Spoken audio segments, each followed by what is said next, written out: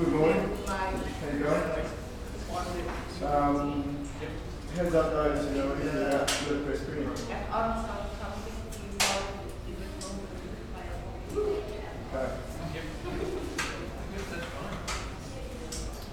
What I propose to talk about today is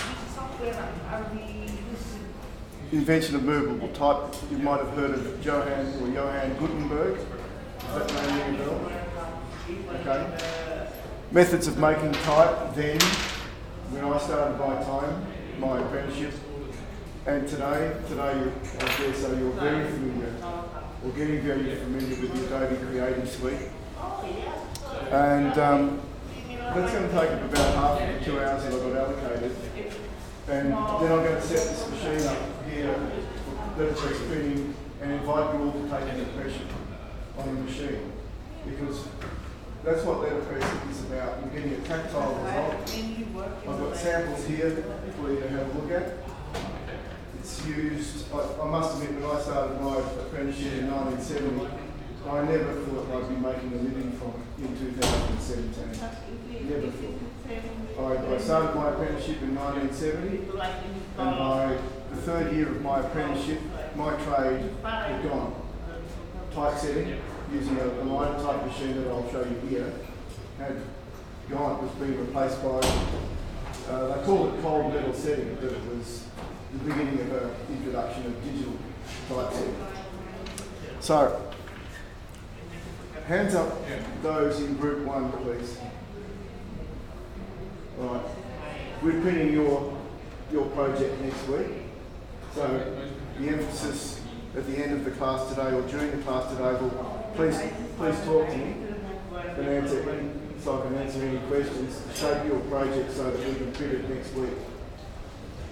Group 2, same.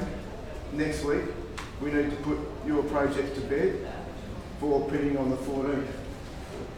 And then obviously group 3, you're very lucky, you've got the most time to produce, to finalise your project brief so we can print it in week 3, which is on the 21st.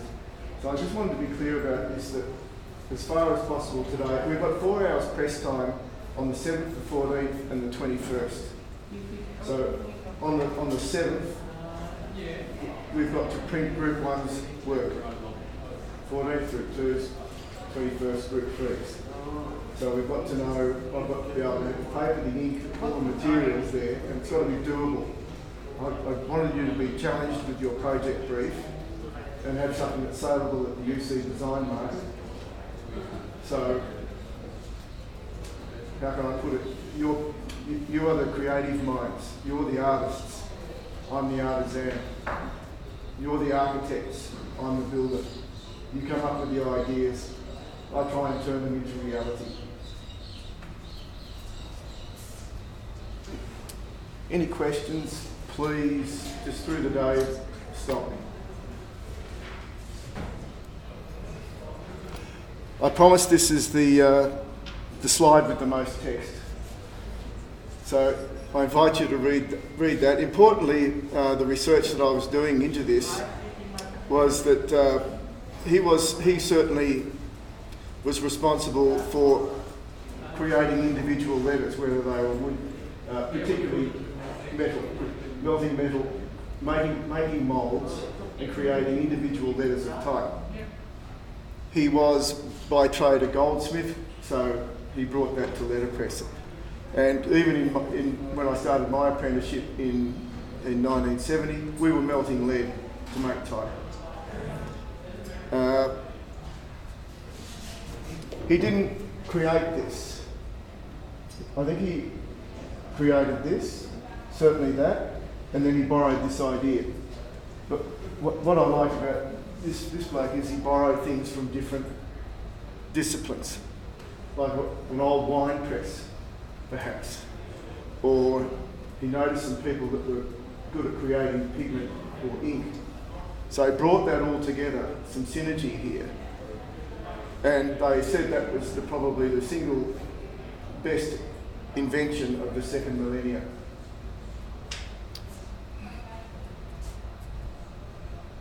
If you can see this chap here clearly, this is a furnace.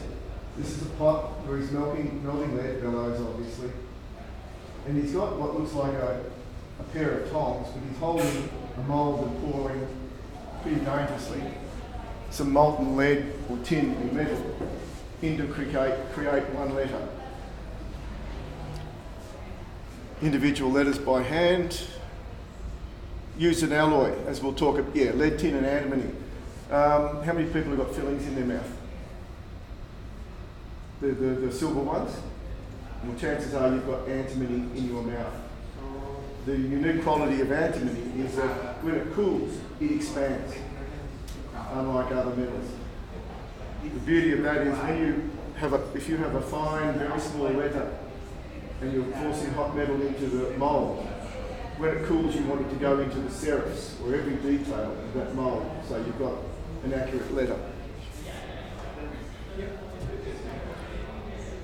And then we put them into cases. So this isn't a Californian jobbing case, but this is an example of, I'd say, a lowercase type case, where the letters are stored. You have a setting stick, and when you come to the studio, you'll see my old setting stick, and be able to, and you'll see cases of type there.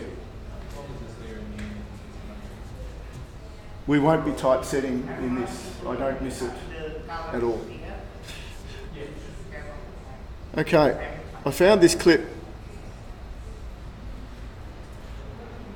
which is a demonstration of printing equipment very similar to what Gutenberg would have used 600 years ago.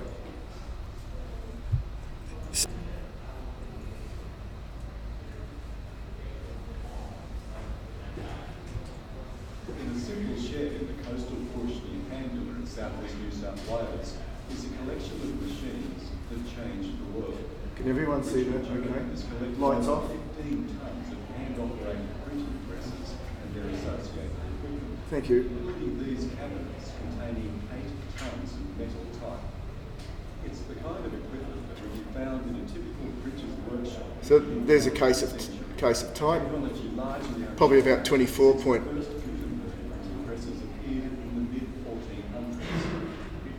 All handwork, and the handwork applied right through every process. Paper making, paper was made by hand, type was cast by hand and set by hand, and finally the paper, the ink and the type was brought together in the press, and the press was worked by hand. First the ink. So what does Anderson say? Anderson says Ink up, ink the type. I don't know why he doesn't have lighting in his studio. The type is upside down and back to front and laying in stern. Imagine setting up a book. Later on the registration runs. Sit down, on. It's an incredible piece of work. And all of these books in the past, the very heart of Western civilization, based on these book size, the handset printed on these presses.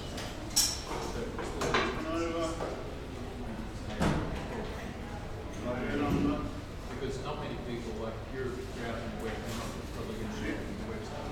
Handle, action, stop. Get it out. So probably Printing is all the calculation. it'll be something low. Yeah. So normally it's Something something that has spring resolution. really almost spiritual qualities. You get into a routine, your hands know where to go. You don't have to think too much. You have to direct your brain, your hand. Yeah, they say This kind of activity is a form of meditation. they say that Dave Brown's ABC News. the stars, yeah, we're in the building. Any questions? They're still saying, yeah, anywhere between that. So you could, So the hand setting type was pretty much the case right through until the late 19th century, I would have done that. the industrial age. and the invention in the printing industry of monotype, linotype and intertype machines. This is a monotype keyboard where the operator would sit. It's actually 7 different keyboards. One for, say, Roman, metallic, bold metallic, and I can't remember. That's not my trade, but they were operating those at the time that I was in my trade. And what the operator would do, these are normal QWERTY keyboards. The result of this punching, this keying, would create a paper tape, not dissimilar to a toilet roll. And that would then be fed into a machine that cast the type. But monotype was very, very, very good. It was a very accurate system, very good for doing tabular or formula mathematical work. Brilliant, brilliant. But I'm surprised these people didn't go mad. Maybe they did, inventing these, because it was just, here is the casting machine. And when you see one of these going shortly, think about, it just astounds me the amount of thought, trial and error and engineering skill and experience that went into creating one of these. So the machine, the typesetter was created the perforated roll. Perforated roll then sits in the machine. The machine reads that tape. And I'm going to jump forward a couple of slides here. One slide. Can you see the moulds there of individual letters? So they're brass moulds with the figure or the letter reversed out. And what happens is every hole in or combination of holes in the tape tells the machine to position that matrix this way, 6, that way 4. And then there's an injector of lead that pumps up into the mould, punches into that particular mould. The machine then resets, reads the tape, moves the mould round to another position, lead is forced into it. And the beauty about this machine is it would not only create letters, what we call foundry type, which has more tin in it, it's more durable, but it would create the whole page for you. It would create, without illustration, it would put that together for you. So it created the type and it set the page or composed the page.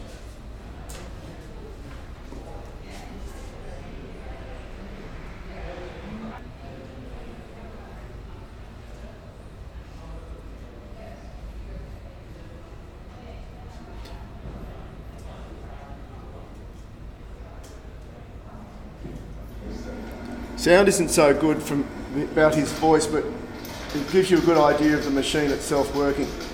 You can see the paper tape. So you've got a lot of compressed air in this to operate the machinery as well as gears, or mechanically I should say.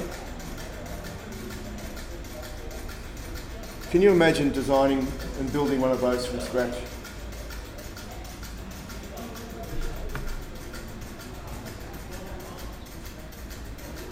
And here,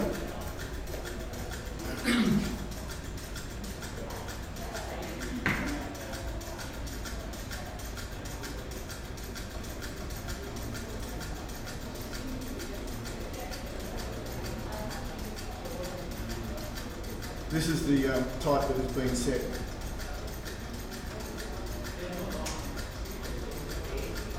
This is a good clip of the machine itself in action. There's another clip I'll show you shortly, which shows the type being ejected from the machine.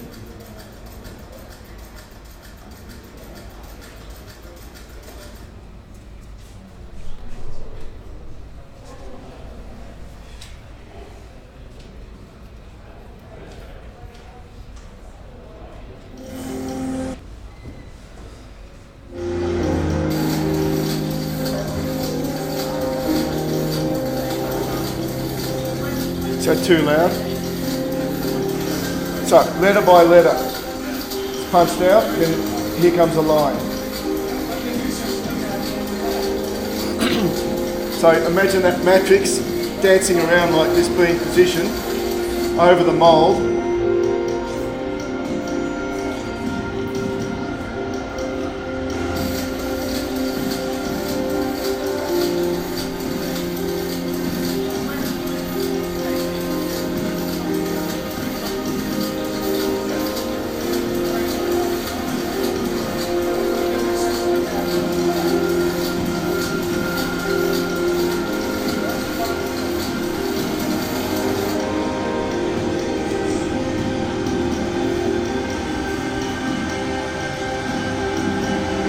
Have I got something else on I shouldn't have? Okay.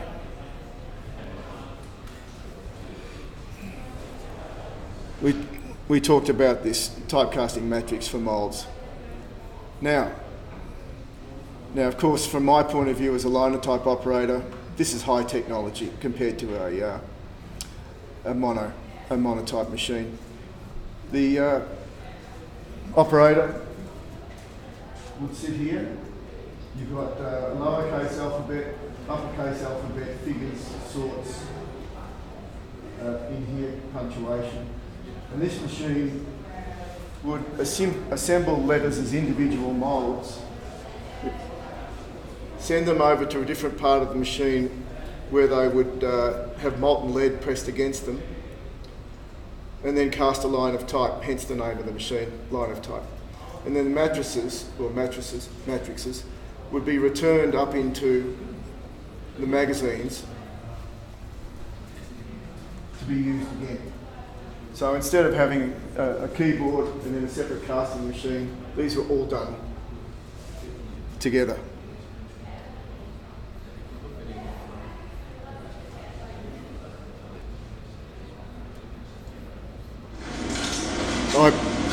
I used to operate the C4. So what this young bloke is doing, it's a different keyboard, it's not a QWERTY keyboard. We've got 7 rows of 15 keys. And what he's doing is assembling an individual mould for each keystroke in what's known as the assembler, together with space bands. And by putting them down or up, each map has 2 faces. It can be Roman or Italic, Roman or bold. And what he's doing is just moving them up to whether he wants the first or the second position.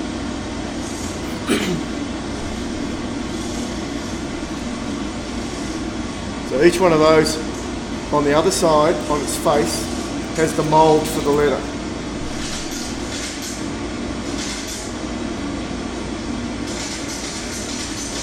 So these machines were used to create the newspapers, or typeset the newspapers, until, in some cases, the 80s, particularly in England before Murdoch got rid of them.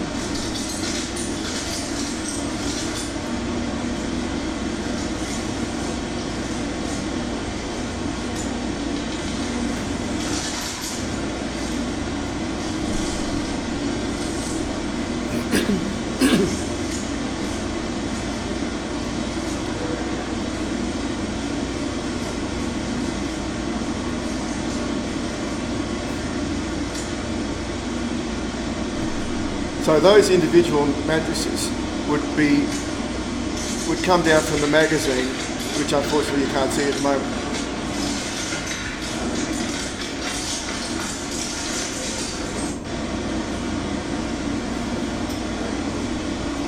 So this is called the first elevator, goes across into the second elevator, and this is the mould wheel. So in here, and in the other clip you'll see the molten lead behind the mould wheel, pumping the lead into the mould itself and against the letters. So it's been assembled here, sent over the other part of the machine, descended down into what's known as the jaws, pressed against the mould, hot metal is forced against the mould. The second elevator takes it up to the third elevator, which returns the matrices to the magazine. the tip of which you can see one there. So this might be 8 point times Roman, 10 point times Roman, 11, 12 point times Roman.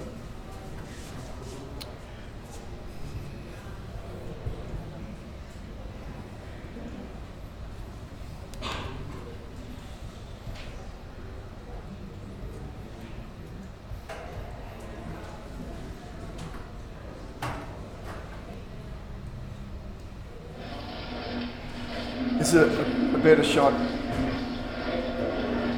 So the chap's setting lines. The line is extended down into the jaws. Now setting another line. This is hot, solid lead swinging away here, and the machine will say, just like any float level, it'll say I need more lead, or the water level or the fluid level's got to raise, and it'll drop the bar into the pot. The temperature is about 515 degrees Fahrenheit. So, comes forward, you'll see the plunger descend. And what it's emitting, you'll see here, the lines of type, you'll see it spit out a line of type. Maybe not clear. Can't see it.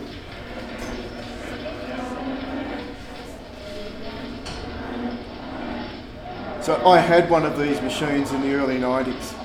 I thought I'll keep it, and I had a few magazines, but eventually it took up too much room. I had nowhere to store it, and as far as I know, it's still a Fishwick tip.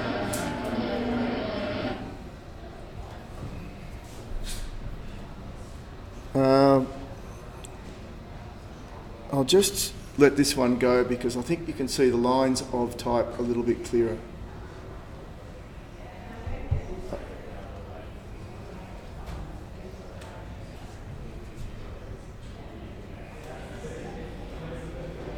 There's no sound on this one either.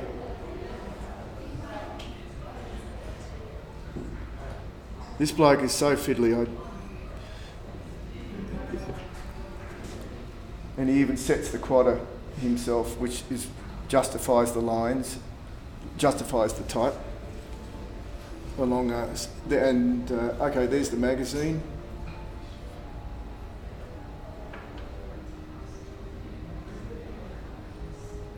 Assemblers and spacers down into the jaws.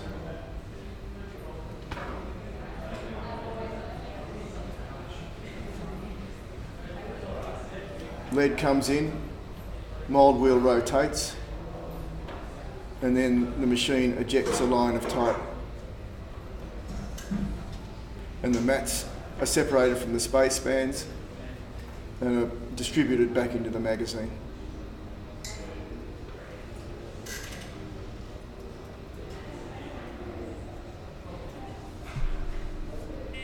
And there's the machine creating lines of type.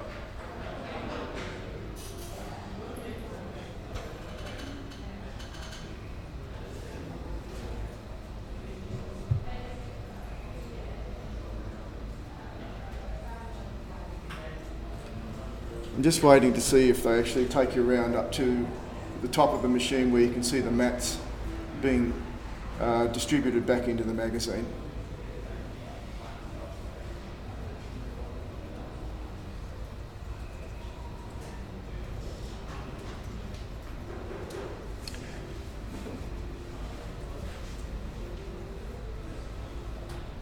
I think we'll leave it there.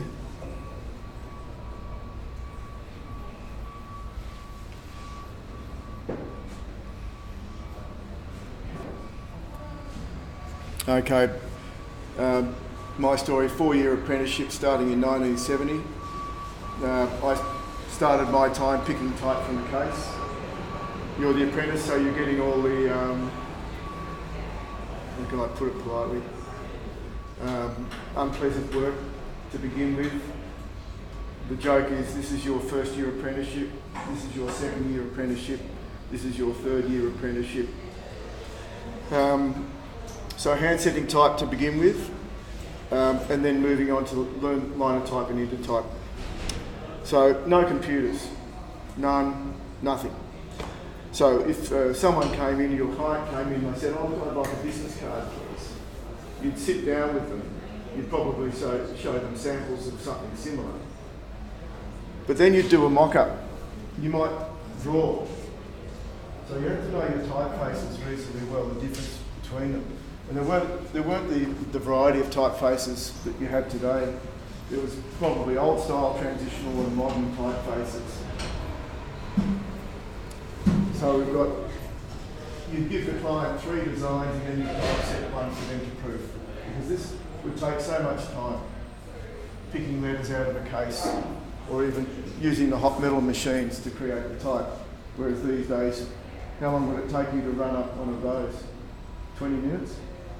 That includes getting a coffee and checking your text. So we had to learn typography because your typefaces were telling the story about the business. Would you use Old English for a wedding invitation? Yeah, very popular. Would you use Old English if you had a client that wanted to come in and they had a hair salon for women? Probably not. You'd use a script. So you had to have experience and knowledge about applying a typeface to tell or convey the message of what the type was saying. I hope I'm probably not clear, but I think you know what I mean. You couldn't use illustrations as freely as you could now. Oh look, I'll pull that picture in. Oh look, it's going to be done in 4-colour process, it's going to be done litho, it's going to be done digitally. It's all full colour. I don't have to worry about this, that and the other. Letterpress isn't full colour. It's 1 colour at a time, as we'll see here. So if you wanted 4-colour process, you're all familiar with 4-colour process? Yes? Are you? You're not? Not? Okay. That's a week of lectures, so I won't go there. But with letterpress, 1 pass through the machine, 1 colour. We learned, these are photos out of my textbooks that I've still got. So had to learn the parts of a letter. And we had to learn, as you saw the liner type there, how to not so much pull it to bits, but keep it going. Letterpress today, that's the machine with a photopolymer plate mounted ready for printing. And I've got samples of one of my jobs here. That's the machine that will be printing your projects. So, probably in language that you'll understand better than this. If I wanted to print something, I need a spot colour PDF or a high resolution PDF, or I need an Illustrator file, a vector file instead of a bitmap file. So this particular wedding invitation is done in 2 colours, blue and gold. Feel to pass around if you like.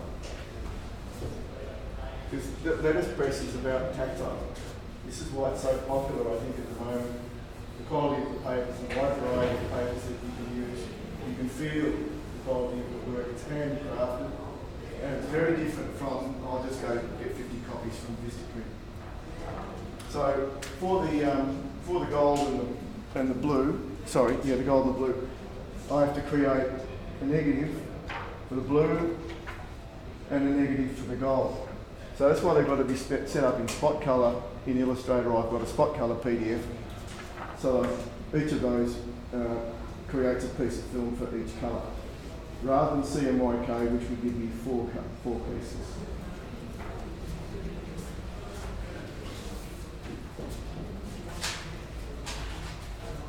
The next step is to create a photopolymer plate. Have you seen photopolymer plates before? Okay. So instead of creating hand setting type or using these machines, linotype, intertype, to create a printable raised surface to print from, we have photopolymer plates. So I'll just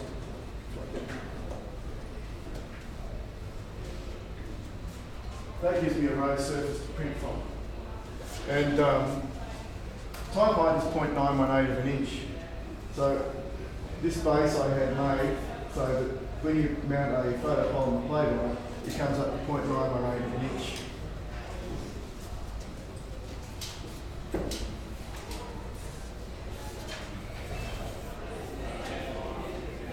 Any questions?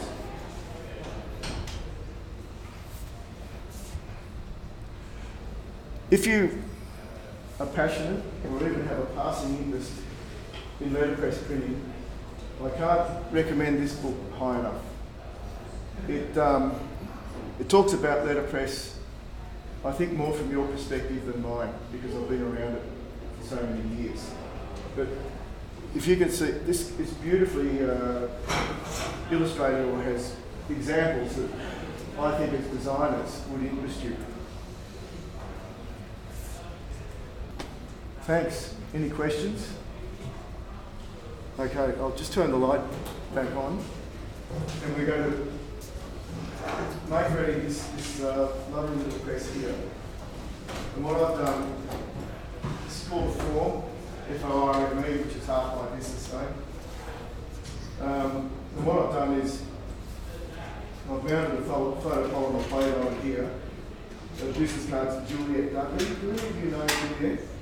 I think she graduated from here maybe 4 or 5 years ago. Her brother, Ian Dudley, is still here, I think, studying maybe his final year. So they're her business cards, and what I'm going to make ready the press, and I'm going to invite you all to take an impression. Come around and have a look, take an impression yourself. So if you'd like to, you can come round here, basically, do a better look if you like. I've got turds and I've got solvent here, what I want to smell is. Just pass that down to it if you like. And here's the, I'd like the photopolymer place back at some stage too, please. So this is the first time this press has been used, I think, in Taylor. It's the first time the machine's been used. Alright, so very special moment. And Michaela's given me a few pots to work with. So this is the type of paper that letterpress excels with. It's pretty spongy, pretty thick, so I can get a deep impression with it, which makes it distinguishes it from, say, litho or digital printing. Now, I've brought my little paper today. If you this mob's in New York, Boxcar. Anyone heard of Boxcar? Have looked them up. They've got good tutorial videos.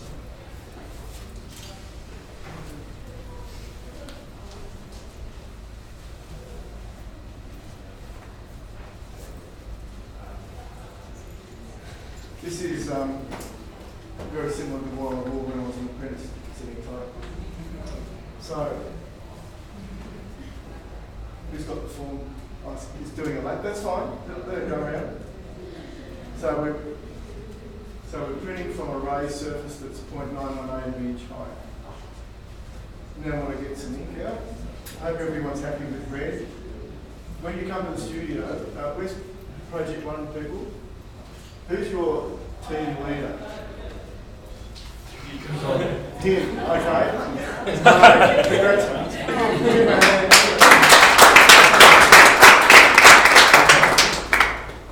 What I'm trying to say is I only want emails from one person in each group. Alright. So, I've cut the paper. I've made ready the image. That in here, so it's going to come on the test. What we'll be doing, I meant to say earlier, is that if you say, each of your projects we can do 2 colours. So, and we might have to mix the ink. Excuse me. Oh, you've got to have seen one of these before. Tell me please that you've seen one. That's good. So we work in spot colours. Well, thank you very much. And what we'll do is, if you've seen a spot colour book like this, it gives you the recipe for each of the colours here, which we'll make up in the studio. Because of the amount of time that letterpress takes, it's probable that in the morning session for, say, Group 1, we'll get half the project done, which might be make the film, make the plates, mix the ink, and the other half of group one will turn up in the afternoon. We'll do the printing on the ILB plate. Is that okay? Well, I hope it is, because that's the way we plan things. So.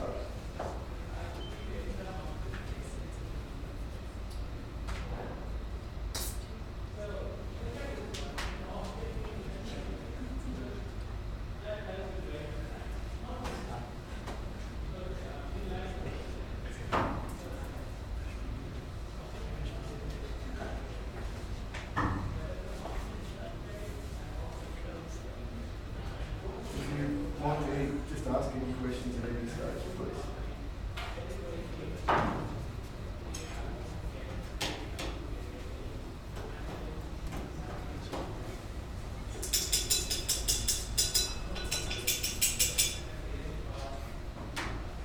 I'm not responsible for your clothing, or making a fashion statement,